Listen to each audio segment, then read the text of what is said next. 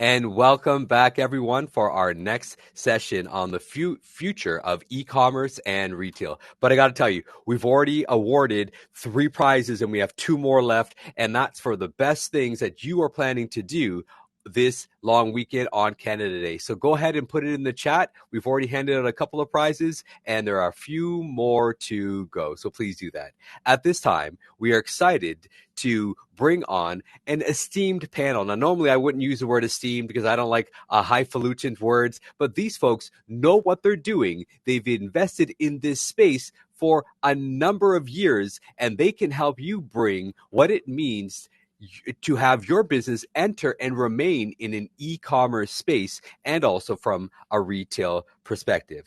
Now, following a couple of disruptive years that have increased the speed of digitalization, I'll get the word right, retailers are acting on the e-commerce platform to launch and transform. So it's not like we're saying throw away what was, we're saying what if you could do both, but allow the digitalization to help your current retail flow operate even more effectively. So this conference, again, was designed to help you elevate your business and take it to places and spaces that you've always dreamed about. First, we would like to welcome Anne DeAragon. She's the VP and Country Manager of GoDaddy Canada.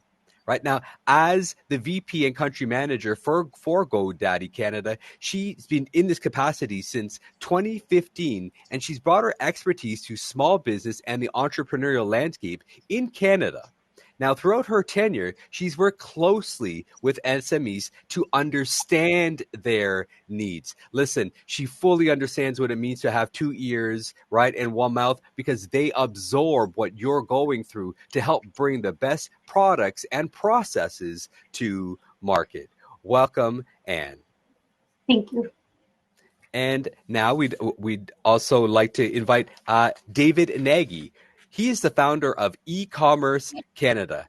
David is a technology and e-commerce expert and an avid entrepreneur. And folks, don't look past that hat. There's a huge brain underneath that hat. And I'm like I said to him backstage, you got to send me one of those, buddy. I need to rock one of those. So I'll send you my address, please. I need a hat like that. It looks phenomenal.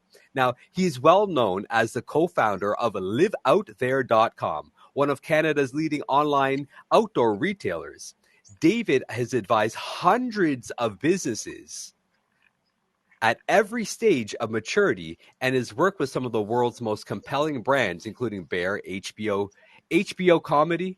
Okay, that I didn't know. That's news to me. We're going to have to talk about that. That's phenomenal. Fitter First, Livify, New Vessel, iTel Networks, and many others. Welcome, David. And now we'd like to invite Aviva Klein. She's the Vice President of Digital Payments in Cyber and Intelligence at MasterCard. As an award-winning commercial payments expert with experience in the conception, development, and implementation of strategies, products, and programs, she has a strong sales and relationship management experience and background underpinned by a byproduct of her product management excellence and experience in that field as well. She is passionate, as you will see in this conversation, and is a results-oriented leader. Now, she specializes in commercial payments, cash management, procurement to pay, and order to cash processes. Please welcome Aviva Klein, and Sylvia Ng. She's the CEO of Return Bear. Sylvia started leading Return Bear in late 2021 to make returns easier for consumers.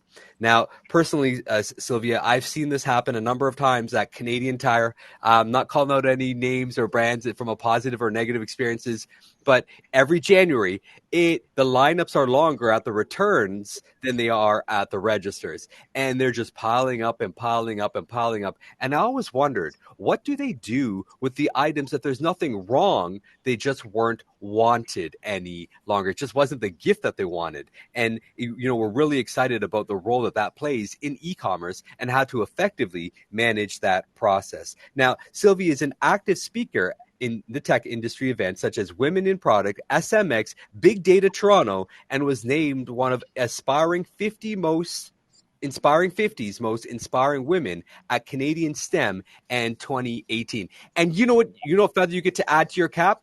You're a part of this panel right here. Thank you so much for joining us, Sylvia. And David Jens. He's the founder and CEO of Merchant Growth in Tabit. David is an award-winning business leader and former director of the Canadian Lenders Association. He's passionate about helping Canadian small businesses grow. Now, his humble beginnings started in his apartment to offices in both Vancouver and Toronto, becoming the leader of one of Canada's largest online small business finance companies. Now, David's experience and career trajectory is a testament to how dedicated he is to small business owners in Canada. Welcome, David. Well, folks, thank you for being here with us. Hey, one moment, guys. And finally, we'd like to invite Shobit Khandewal to join us as well. Shobit, thank you for joining us this morning. Now, Shobit, I want to start with, we are going to start with David Nagy with the first question, but could you please give us a quick brief about what you do at Shift Labs? Sure. Thank you so much, Rafa, for having me here. At Shift Labs, we build data-driven solutions for large retailers such as Petco, Walmart, Target to help them acquire and retain customer, at the same time to provide insight to the vendors who are selling on their platform to be more competitive. Okay, thank you. Folks, I'm going to start off with not a heavy question, but a very specific question. Are you ready? Just give me like a thumbs up or something to say, hey, here we go. It's a bright group today. David, what is the one key learning takeaway that the audience needs to walk away with because they took the time to be with us today? Thank you, Shiraz. That is a heavy question to start. It's a real thinker question. So in one word, the one word answer is differentiate. The internet shopping mall has become the most competitive place on earth. The pandemic has driven more brands online than I think demand could sustain. And so we're living at a time where, the shifting sands are forcing people back to brick and mortar. We want to experience life again. So what's happening in online retail? Well, you can't live in the sea of sameness. You have to differentiate. You have to tell your story. You have to find some white space in your vertical that is a little bit different than everybody else. Maybe it's your supply chain. Maybe it's the way you project your brand. Maybe it's your pricing.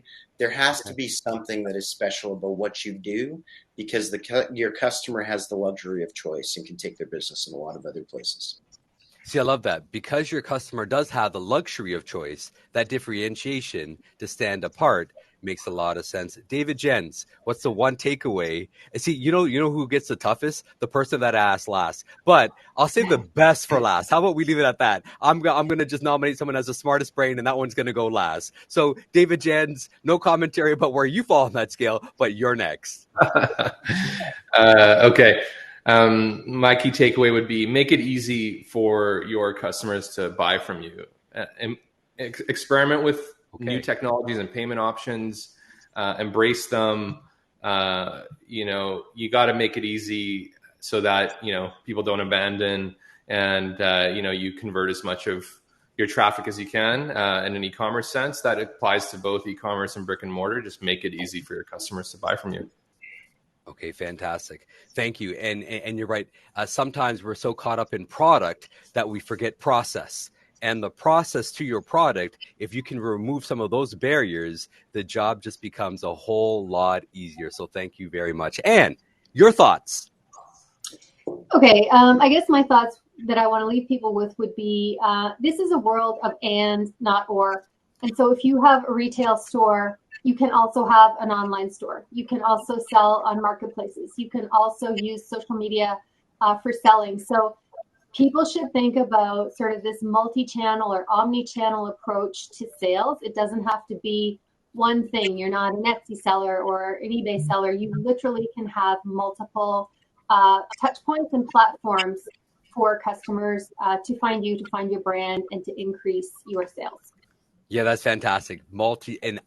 Open up every channel and revenue stream to flow into your business. Folks, if you haven't captured these sound bites so far, and they're simple, she simply said, and not or. Love it. Sylvia, your thoughts. What's the one takeaway that you want the audience to walk away with? I think people need to be looking at the full end-to-end consumer experience that they're providing, right? Like the global sales in e-commerce now is going to hit 5 trillion this year. And with that, as you were saying earlier, returns are increasing. I'm talking to e-commerce retailers are hitting up to 20-30% of their goods being returned on a normal basis. So that's a huge part of your business that unfortunately I think a lot of people forget to look at. So I would say definitely focus on the post-purchase experience, look at reverse logistics.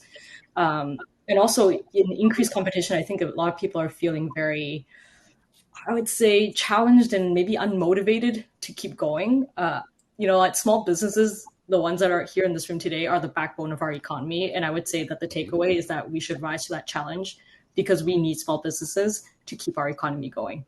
And so, yeah, maybe I cheated. Two things. One is to stay motivated because we need you. And two, to look at the whole end-to-end experience, especially the end part on reverse logistics.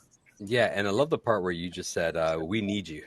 Small businesses are required as the engine. When you make up 97% of the Canadian economy, yeah, you are definitely needed and required. Shobit, please, what's the one takeaway? I would say the one takeaway for me is people come to buy product, but they stay for services. I mean, we all know that getting a new customer is almost 10 times more expensive than retaining one. So it's important to focus on end-to-end customer experience. Knowing everything about your customer to fingertips is really important, so that either you or someone else from your team can provide them more personalized experience when they call you next time. That is fantastic. The cost of new acquisition of a new logo versus the cost of retaining an existing business. That is fantastic. Thank you, Shobit.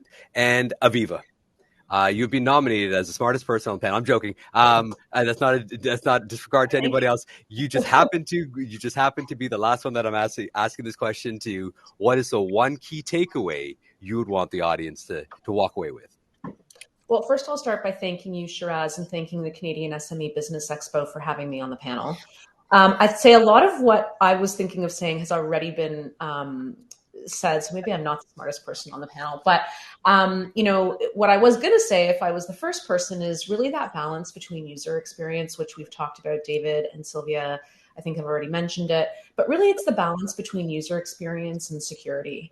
There's got to be a balance. If you're letting everything through, you're going to have, a security risk. You're going to have fraud in your transactions. And so while it's important to make sure, that you have high conversion rates and there is about a 69% abandonment rate in e-commerce today. So if you think about it, 7 out of the 10 people that come to your website don't actually buy anything because they abandon at some point in the process.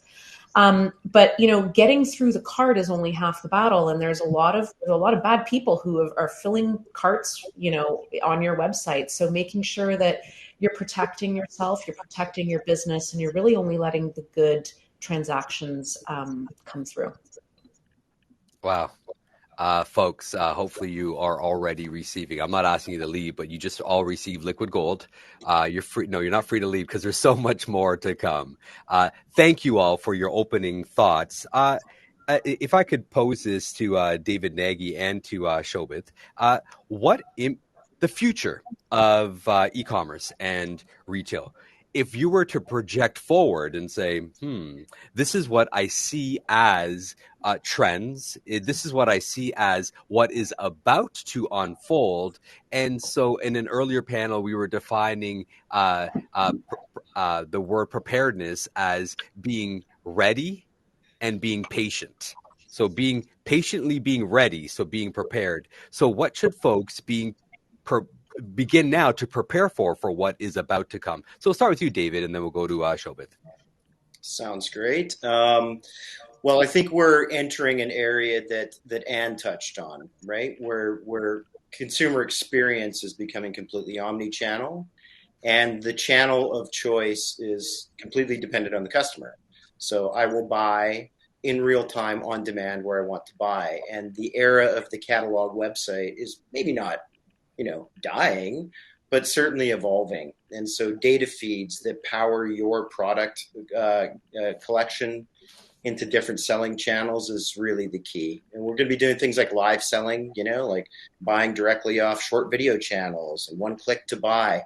And so, this world of destination website is going to get diluted a little bit into like, look, I just want things. I want them on the fly. I want them on demand when it feels right to me.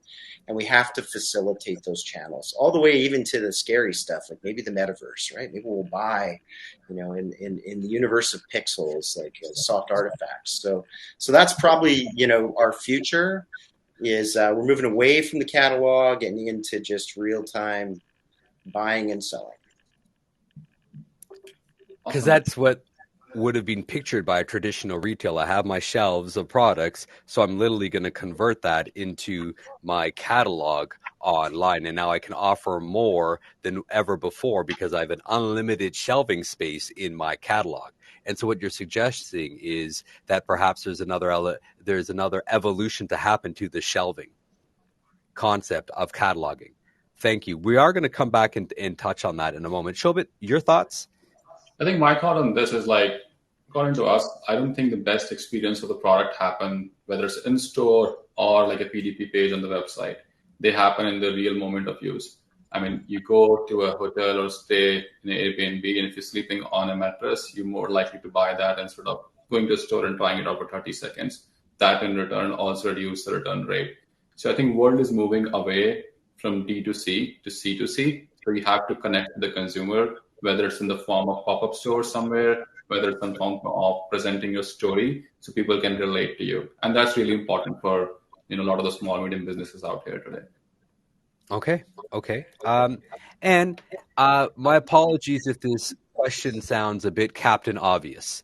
So it's the question that I'm trying to get and glean information from you is, how do you feel about the fact that retail establishments are going to continue to struggle as more and more transactions become more virtual, right?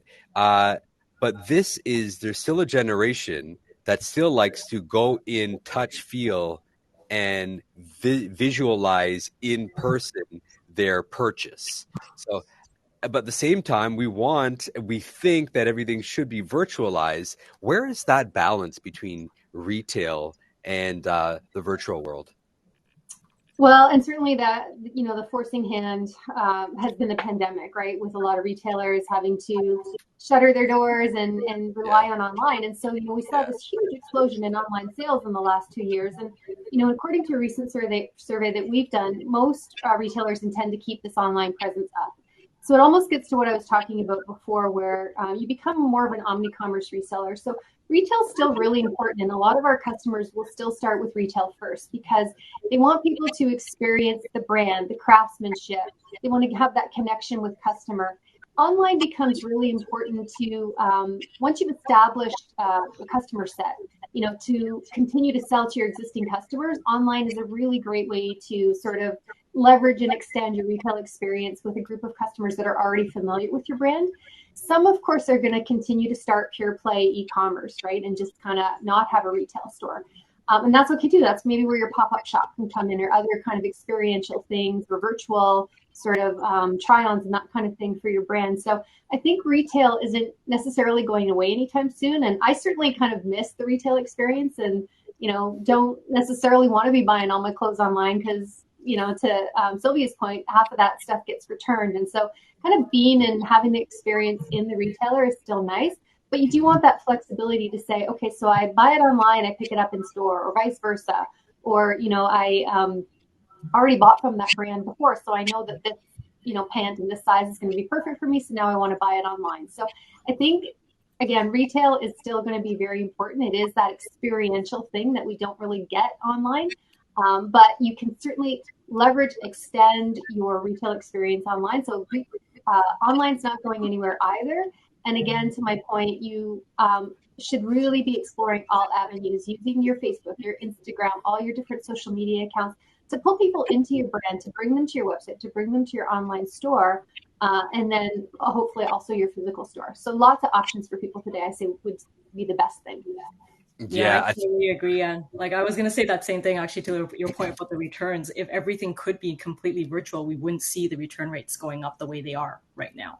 The other thing I would add to what you're saying too, because I think it's super interesting. I think a lot of people see online as one bucket and you either do it or you don't. And then retail, like physical presence, same thing. It's almost like a binary on off. Whereas the way I've been seeing it for a long time now, it's not like a binary on off. You can take chunks of it. Right, like even with returns, Return Bear right now is rolling out a national drop-off network within Canada, where you are able to get a refund on the spot by returning your goods physically. Right.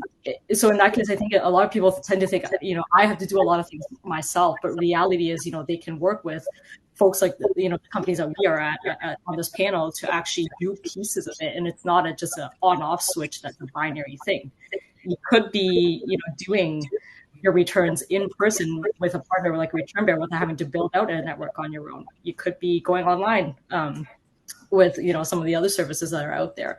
So I think it's important not to think of it as this giant effort in either scenario of one channel or not. It's you can take pieces of it, and you should definitely be working with partners to make it easier for yourself. Yes, thank you so much. Saying, what we see in the payment side is a real convergence between the physical and the online. I mean, you think about some retailers who, you can go into a shop and you can try on the dress, and then you can actually check out on your phone, which is so it's a very, very omnichannel experience. And so I think the challenge is to really think through the customer experiences and sort of the use cases of why your customers are either coming to you face to face, coming to you on online. What does that post-transaction experience look like, both in the online and the physical, and how do you optimize that, again, to keep activation rates and conversion rates high while also keeping fraud in check? I think I would add to that. All these are just like the channels, right? So you need to understand about your own customers. Like, are you getting customers from e-com? Are you getting customers from retail? On the e-com, are you getting customers on your site versus are you getting customers on Amazon, Walmart, or other marketplaces where you're selling? As the CAC is going up to acquire customers, so you need to understand where exactly you get more beneficial customer to your business and invest there more on. So if you're getting more customers on Amazon, don't invest on Facebook. Invest on Amazon's media solutions. So, David, I'm going to elevate the conversation. I'm going to put David Jens right in your lap here, and brought up a powerful point. She said that the pandemic acted like gasoline. It was an accelerant to online. Right, so everything moved online real quick because we didn't have access to a retail world. Right. But when the world opened up in March of this year, in Canada specifically, and all of a sudden people were allowed to go to the malls, everyone was wearing masks, personal choice, wear a mask. Like, it was good. Some places you were supposed to wear a mask, but now even less and less masks. And people are loving going back to the malls. One of my daughters works at Foot Locker, and she's saying that it is just crazy how much foot traffic has increased and spiked the more and more we are removed from opening up in March. And she's saying, like, last week, like, they had lines waiting to buy in a retail setting. So now what happens now? Right? Like, again, the pandemic was an accelerant towards online. And now that the world is opening back up, are we still going to see the type of hyper growth that we've been seeing online if the world is opening up and people are returning back to the rhythms of buying? I think that there's a really interesting trend happening that you just pointed out. I've spoken with a few e-commerce entrepreneurs lately, highly successful in scaling big e-commerce brands, and they're all opening brick and mortar stores. So it's just an interesting data point, right? We've said it many times, several of us on this panel today. It's about having a number of different channels. I think the days of, hey, I'm an e-commerce entrepreneur, or hey, I own the store down the street. I think it's just, hey, I sell X, and here's the channels I do it with, and check out this pie chart. Here's how I get my sales. I think that's really the way that selling things should be thought about going forward. Yeah, that's fantastic. And I think that would have been, if someone would have to ask me what my key takeaway for our guests today listening in, that would be it, is what Anne, most of you have already echoed, is being omni-channel, right? Like we certainly cannot be, David took to another place where he went metaverse on us, but we're going to have to be able to absorb what that means from a retail perspective and blending in the metaverse. And I'm not talking about the Marvel movies. David, I'm going to give you an opportunity to expand on that in a moment. But before we do, Sylvia, do one of the questions that we spoke about earlier was, do you believe that small businesses will be able to compete with larger companies like Amazon in the future? So if there is a certain comfort level, look, when I'm going to shop online, unless there's like this big, huge badge that Aviva and her team is going to be able to stamp a MasterCard Canada approved site, for example, not sure if that badge exists or not. Or if GoDaddy says, hey, we approve of this site, it is secure, you don't have to worry about it, it is not fraudulent. Somebody might be more comfortable entering the marketplace as their online store as part of Amazon versus getting their own presence. So now how do we wrestle with comfort level of purchasing online?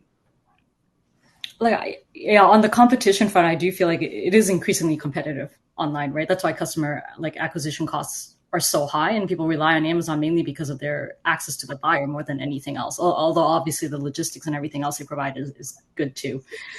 For me, I think it is imperative that the small businesses compete. It is hard. And again, I would just say it's not on you to do it alone. I think too many people feel like they're in that battle alone.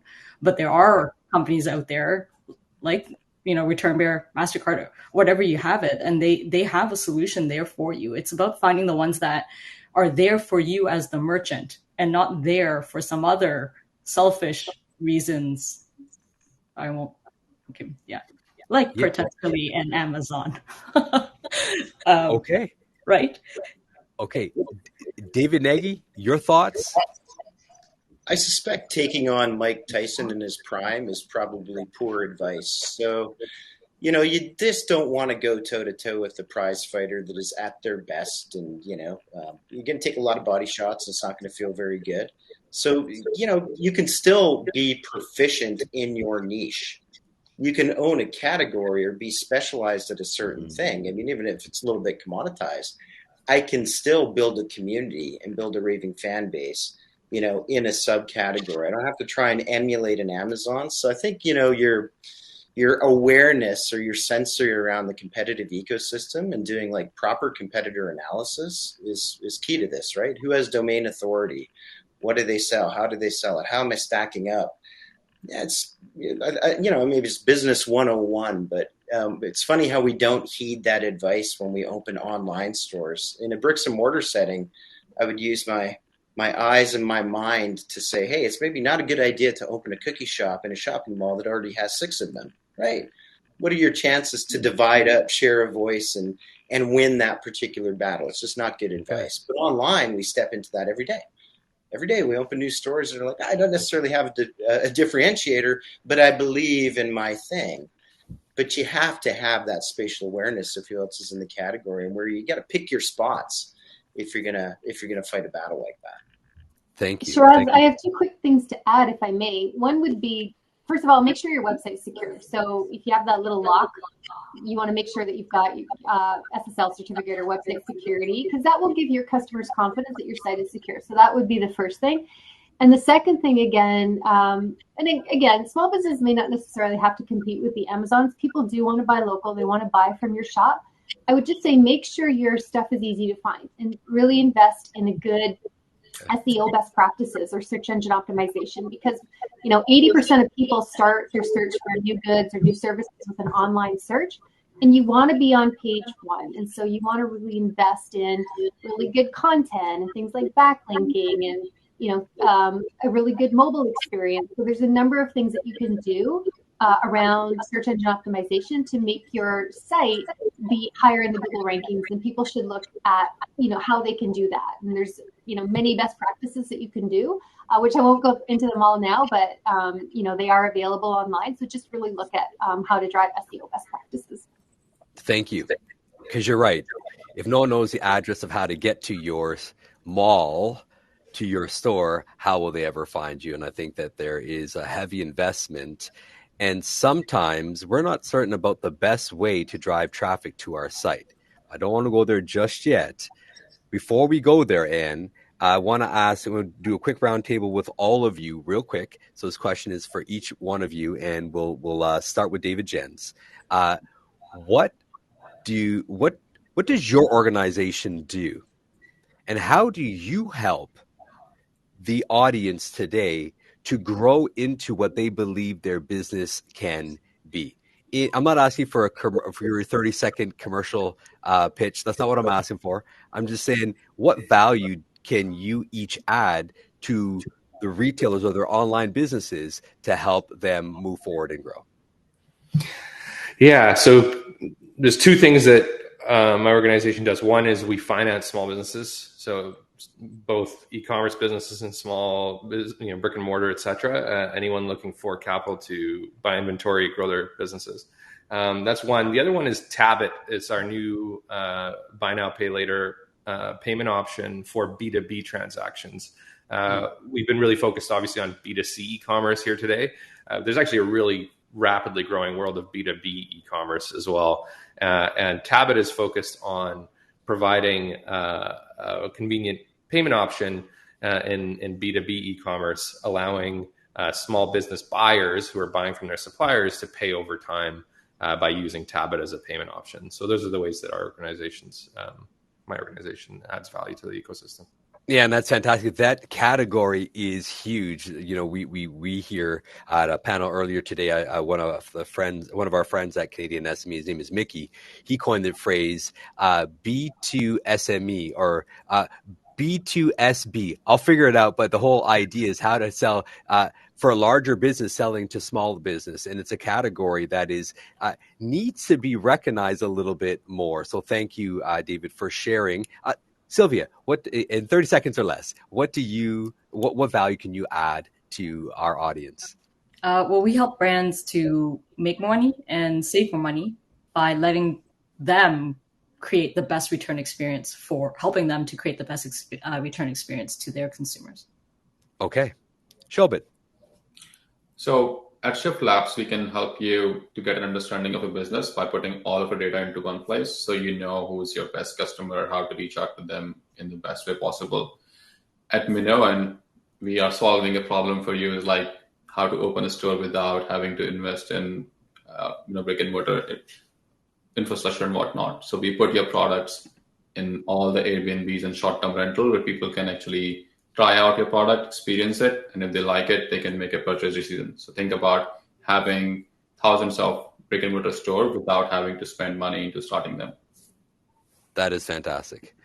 So you're saying that if I go into an Airbnb, there might be the best coffee maker that I've ever seen in my life because of product placement. And when I go in there, I'll see the best coffee maker ever. I'm going to want to turn to my wife and say, hey, hon, we should get one of those for our home. Exactly. And today you don't know where to get it from, but with the partner properties with Minoan, you can actually scan a QR code and you can browse through all the product that's available into that Airbnb and purchase the coffee machine or a chair that your wife liked. Awesome. Well, she prefers French vanillas, but maybe we can talk offline. All right, Aviva, what would you say that the greatest value that your team can offer to our audience today? So I think from a MasterCard perspective, what we really focus on from a small business perspective is how to pay and get paid at the highest level. So obviously we offer credit products in collaboration with many of the Canadian financial institutions that help small businesses with cash flow. And then, of course, on the get paid side, we have a whole series of, I will say, free solutions to build on Sylvia's point that do help with one-click checkout. So we have something called Click to Pay that is the same thing as essentially Shop Pay and the other pays. So yeah, I think it's really about getting paid and paying and running cash through your business. How does all that flow, the ins and the outs of it? Thank you, David Nagy. E-commerce Canada exists to advise and execute on revenue generation strategies for clients. We work with people around the world, largely in Canada, but we build, we design, we develop, we drive traffic, and our advisors on the Canadian Digital Adoption Program as well. So we help access grant funding and government programs that can help e-commerce businesses scale. Okay. Thank you. I'm going to be sending a number of people your way who are in that space right now. So thank you for sharing. There's a number of people that can benefit from what you do. And before I ask you the exact same question, what value can GoDaddy Canada provide? Just a quick personal story, if that's okay. Sure. I built a site, big mistake, because what I should have paid somebody to do for me, I figured, I'm tech savvy. I can do it on my own. So I was with one of your competitors. You're not afraid of their names, but I won't mention their names anyways. And you go online, there's this template, and you go ahead and build it. It took me 3 months, which a real person could have done in 3 days. Okay. And so out of pure frustration, I finally called somebody because I thought I was good enough. I wasted so much time. They built me a site in less than a day. When they were showing me all my passwords, I was like, wait, why is GoDaddy on here? They built me a site on your platform using your platform. And they did it in less than a day. It took me 3 months on one of your competitors. That's a great story. That's a great story. We actually used to have an ad campaign that was basically we'd find these ideas online, these $1 million ideas, and we would build a website in less than an hour, and we'd tweet it or send it back to the person just to say, hey, you want a soap that smells like meatballs? Here it is. And we'd build these sites. So yes, you can build a website simply and easily. So GoDaddy is really let's call it a one-stop shop for getting online. So a lot of people know us as a domains company, but we also have do-it-yourself website tools, and we also will build sites for you. So we have a whole professional website services team that will build sites, and we have marketing tools and email. And I think the main thing to know about GoDaddy, though, is that we are backed by over 7,000 care agents around the world. And, so if you are in any sort of, questions or just, a lot of small business owners, again, and I'm sure people can relate to this, they might be up at 2 a.m. just going, oh my gosh, like, how do I add products to my store? You can call one of our reps. They're there 24/7. And so that's really where we get most of the brand affinity, is really around these care guides that are always available and helping people, and really have a lot of empathy and understanding for the small business journey. So that's a bit about GoDaddy. Thank you so much, everyone. So another thought, we are getting some questions coming in that I can see over here that I would love to pose to you guys. And that would be, what changes should someone who is in brick and mortar make? And I think one of the thoughts that have already come to bear, and I'm going to throw this out to, let's say, both Davids, David Nagy and David Jens, what changes should brick and mortar make to go online? And again, one of those thoughts has already been and, not or. So thank you, Anne, for that. And, not or. But what else should they be considering? We'll start with David Nagy. The thing that comes to mind first is culture shift, right? I think the talent pool is a little bit different than what you're used to. And so the challenges of running an online business are great in terms of the ways that it offers from skill set perspective. You need so many distinct disciplines. You need so many people that are good at little things, but it's very, very hard to find that kind of democratic, ubiquitous people that are good at a bunch of things, right? Okay. They don't come that easily, and they're expensive. Okay. So you end up having to diversify workforce quite a bit, and it's extremely challenged to make that culture shift into this different mindset. Sylvia brought up a great point earlier about the toggle, the binary, kind of it's a 1 or a 0, it's digital or it's bricks. It's not really like that. Only industry sees it like that, right? Actual human beings and customers don't see it like that. But we have to, evolve. I think there's still ways to go into completing that culture shift in retail and in tech, to just have people that are fluid across both disciplines. The challenges in culture. Thank you. Now, David, I'm going to try to drill in and hone in a little bit. In addition to what David Nagy said, David Jens, what would you consider a next step? Like if someone is like a online or brick and mortar their whole life, it's not that easy, because you know what I've always done? I've always been in the back baking bread, and out front someone was, a friendly smile. And then, our customers have come into our deli counter their entire lives to pick up their dry cleaning, and this is what we've always done. And so now, what's my immediate next step? What would you say are like one or two things what's the immediate next step? Well, I mean, immediate next step would definitely be to, broaden your channels and get online if you're not already online. I would want to take this opportunity to sort of double down on my make it easy for customers to pay point. I was shopping at Best Buy a week ago, getting a new TV, and I was asking, just out of curiosity, kind of like, what are my options to pay for this TV? And of course, they have financing options at Best Buy, and it told me the costs. The costs were actually pretty reasonable. And then I asked, how long would this process take? And he said half an hour. Like, what are we going to do here together for half an hour for me to be able to be able to pay for this TV over time? I just can't even imagine what that half hour would even be. That should be a text message and click, and I should be out of there, right? So, we need to be embracing, that's an example, obviously, of a large omni-channel retail business, but, big or small, brick and mortar e-commerce, start looking into ways to make it easy for your customers to pay, because there's lots of technology out there now available to do that.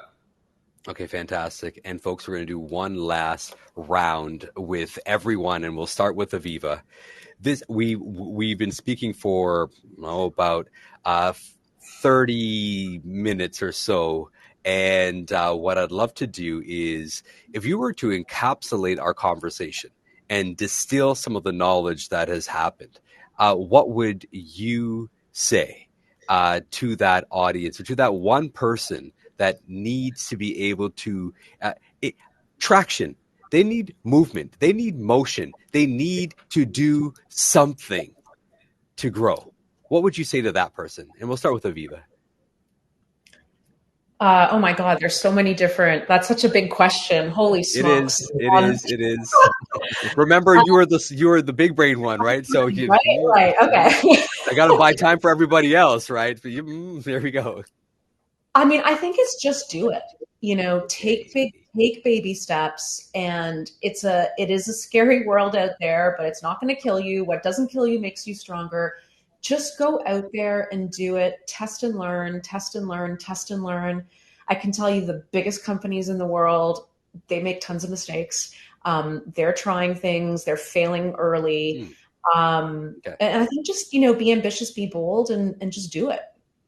Be ambitious, be bold, and just do it. Thank you, Aviva. On a panel earlier, we were having a debate as to who owns this, whether it's Ray Bradbury or Paul Martinelli. And the saying is, jump and build your wings on the way down. And we couldn't figure out who to ascribe that quote to. But the point is, and thank you for amplifying that point on this panel as well. Shobit. I think you need to know your customer, where you're getting them from. And as Aviva mentioned, it's a lot of test and learn, but figure out what you're trying to test and spend some time towards it. Stop running after shiny objects every other week. Just because something is working for someone else does not mean it will work for you as well. You need to know you're the only person who knows your business the best. No one else does it. So as long as you can focus on that part and invest a little bit more on the customer service, you will make it. Fantastic. And Sylvia, thank you for solving a problem.